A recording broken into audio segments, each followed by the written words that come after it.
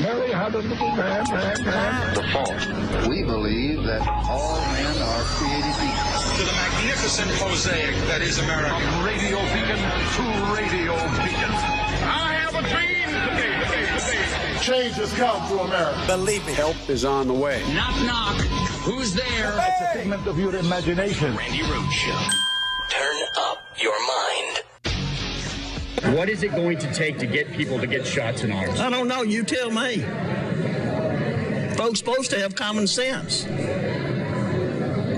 But it's time to start blaming the unvaccinated folks, not the regular folks. It's the unvaccinated folks that are letting us down.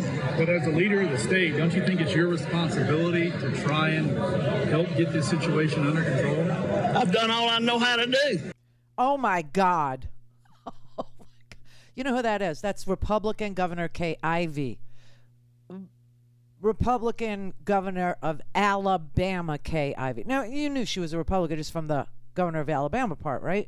Well, now she wants people to start blaming unvaccinated folks.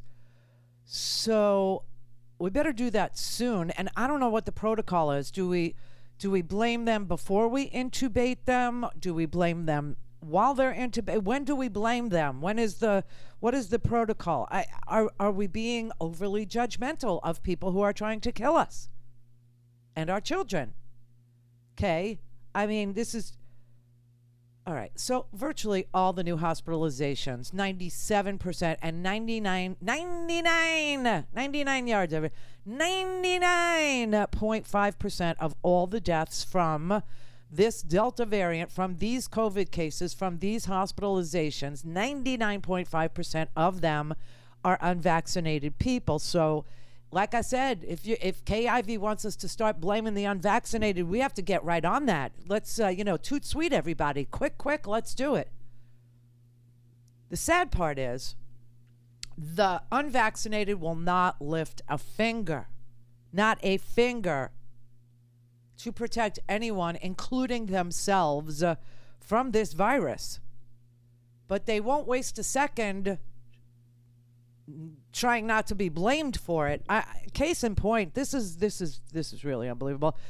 This is a man in Louisiana. Okay, his name is Dave Bengnaud. He is recovering from COVID. Lucky him. He's recovering from COVID, and he's got it because he wouldn't take a vaccine. Now that he's been through it, he also will not take a vaccine. Here I am, recovering, getting out of here finally tomorrow. Am I going to get a vaccine? No. Why not? Because there's too many issues with these vaccines. This father, former baseball coach, small business owner, and hunter, caught COVID, and then he developed pneumonia. Before you got sick, if you would have had a chance to get the vaccine and prevent this, would you have taken the vaccine? Nope. So you'd have gone through this? I'd have gone through this, yes, sir. Don't shove it down my throat. That's what's local, state, federal administration is trying to do, is shove it down your throat. What are they shoving, the science? No, they're shoving the fact that that's their agenda. The agenda is to get you vaccinated. You know who Mr. Scalise is? I know who Steve Scalise is very well. Rowe, who is a Republican, had not heard that Steve Scalise, the second-ranking House Republican in Congress, had stepped into the forefront yesterday as a vaccine proponent.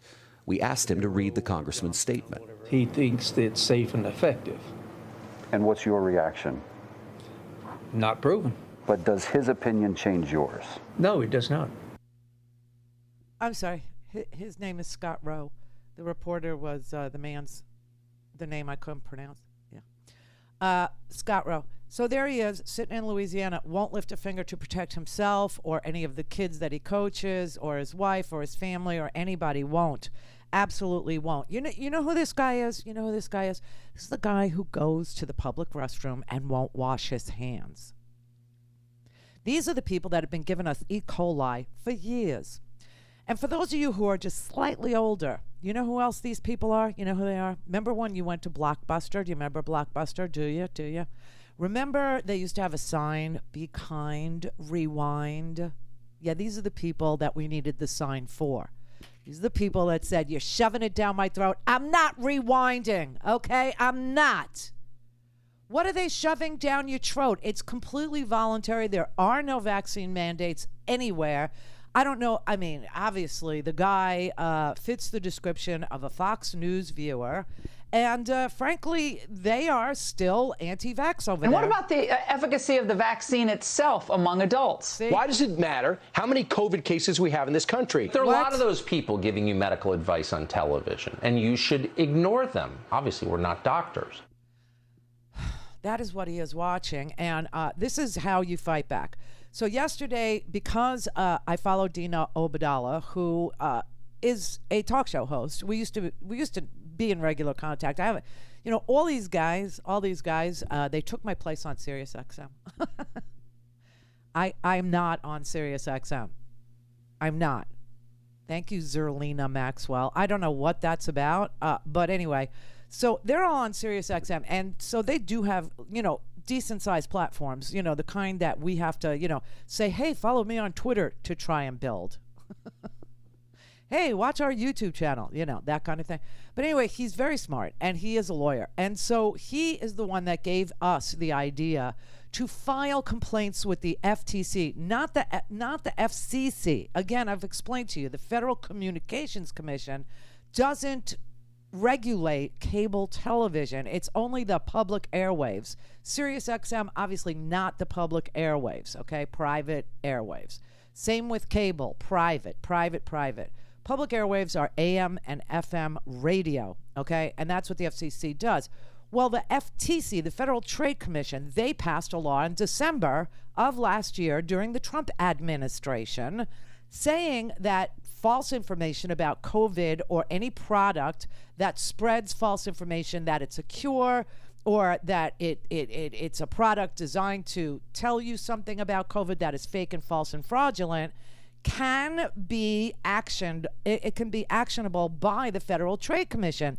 So Dean said he spent the weekend looking at that law, and it made perfect sense to him. It was a perfect fit. He was interviewed yesterday on MSNBC. Why did you file that complaint with the FTC? What's your goal? Because I'm tired of screaming at my television set, Jonathan, or screaming on my radio show about something needs to be done. So I'm a lawyer. I did research over the weekend. I saw the COVID-19 Consumer Protection Act, which was passed in December, under the auspice of the FTC. It seemed like the perfect fit. This new law is to protect people, the public, consumers, from people peddling misinformation for profit about COVID, about the cures, about mitigation practices. And that's what Fox News has been doing. Media Matters did a great job quantifying it. In about the last 2 weeks, nearly 57% of the segments Fox News did on COVID, which was over 120 plus, nearly 57% were to convince you not to get the vaccine through telling you they're coming to take your freedoms, to actually lying about the vaccine and being dangerous. And, we can debate all day why Fox News does it. Is it to hurt Joe Biden? Is it somehow to make their base who watches the shows angry? But we can all agree on this, Jonathan. This is a big company, made $1.5 billion last year in revenue. This is a business decision by the network. So I filed a complaint, and I hope others do. It'll take you 2 to 3 minutes on the FTC website to open an investigation by the FTC to see if they are deceptive practices. Should there be an injunction, and should there be damages? Lovely. Right on. Something we can all participate in, something we can all do to free ourselves of a freaking pandemic, of disease, something we can do to stop the disinformation that is causing the Republican governor of Alabama to have to get on TV and actually criticize and tell us to start blaming and shaming anti-vaxxers because she can't keep her state healthy, safe, and open. Oh my God, she actually, she's got away with words, this KIV woman does. I mean, I swear to God. She said, I don't know why people are picking this weird lifestyle of self-inflicting pain like they're all a bunch of masochists or something. No, they're misinformed. Clear for takeoff. takeoff. The Randy Rhodes Air Force. Air Force. randirhodes.com.